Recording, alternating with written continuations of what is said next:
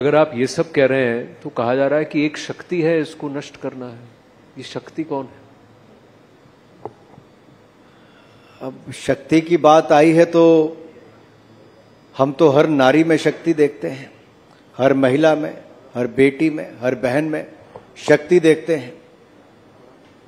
और मैं ये कहना चाहता हूं, सनातन की भक्ति ही शक्ति में है। लेकिन कुछ लोग हैं जो सनातन को कुचलना चाहते हैं, कुछ लोग हैं वो शक्ति से लड़ना चाहते हैं। लोग तो शक्ति की पूजा करते हैं लड़ने के लिए, लेकिन कुछ लोग शक्ति के खिलाफ भी लड़ना चाहते हैं। ये कुछ लोगों का मानसिक दिवालियापन हो सकता है, लेकिन इनकी सोच जैसी भी हो, सनातन को कुचलने की हो, हिंदू को खत्म करने की हो, शक्ति के साथ भिड़ने की हो, ना सनातन को कुचल पाया है, ना कोई सनातन को कुचल पाएगा, ना शक्ति को कोई दबा पाया है, ना शक्ति को कोई दबा पाएगा। पर अगर इसे ऐसा देखा जाए कि एक शक्ति है जो सनातन का प्रयोग कर कर और ज्यादा ताकतवर बनने की कोशिश कर रही है, शक्तिमान होने की कोशिश कर रही है, ये वो शक्ति है जो मनुवाद की प्रचारक है। ये वो शक्ति है जो इस देश के अंदर एक ऐसा माहौल बनाना चाहती है कि मेरी ही चलेगी और किसी की नहीं चलेगी। ये आरोप है। या देवी सर्वभूतेषु शक्ति रूपेण संस्थिता नमस्तस्ये नमस्तस्ये नमस्तस्ये नमो नमः। अब इसमें तो शक्ति के रूप में, मैंने पहले भी कहा, सनातनी के लिए तो शक्ति में ही भक्ति हमारी जो है वो शक्ति के रूप में ही करते। अब कुछ लोग हैं जो इस सोच के साथ चले, अब उनके बारे में मैं कितनी टिप्पणी करूंगा। पहले उनके कुछ गुर्गे थे जी। गुर्गे मैं इसलिए कहता हूं क्योंकि पहले अलायंस पार्टनर्स के थ्रू एक राज्य से शुरू हुआ जी। वो कहते थे हम सनातन को कुचल देंगे। हाँ। कोई कहते थे राम मंदिर के, हाँ, राम मंदिर के पूरे भव्य निर्माण के बाद जब नरेंद्र मोदी जी अयोध्या धाम गए तो एक राज्य ऐसा भी है जिसने दक्षिण भारत के मंदिरों में उसके लाइव प्रसारण को बंद कर दिया। सुप्रीम कोर्ट को निर्णय देना पड़ा। क्या आज हमें भारत में अपने मंदिर में आस्था के केंद्रों पर इस तरह से कोई राज्य की सरकार करे तो क्या उचित है? और उनके ही नेता मुख्यमंत्री के पुत्र कहते सनातन को जड़ से खत्म कर देंगे, गंदी गंदी बीमारियों के साथ उसको जोड़ के देखते हैं। ये क्या सोच है? और राहुल गांधी जी चुप बैठते हैं। फिर उनके दूसरे मंत्री जो घोटाले में 2G में उनका नाम आया था वो बोलते हैं। इसके बाद इनके मुख्यमंत्री पहले हिमाचल प्रदेश के बोलते हैं कि हम तो हिंदुओं को हरा कर आए हैं। फिर संदेश खली में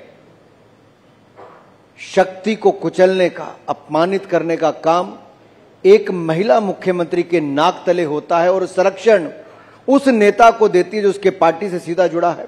संदेश खली का संदेश आज देश की गली गली तक गया है, लेकिन संदेश ये गया है कि एक महिला मुख्यमंत्री भी महिलाओं को सुरक्षित नहीं रख पाई। उसके रहते उनकी अस्मिता लुटी, उनके घर बार लुटे, उनके साथ जो खिलवाड़ किया गया।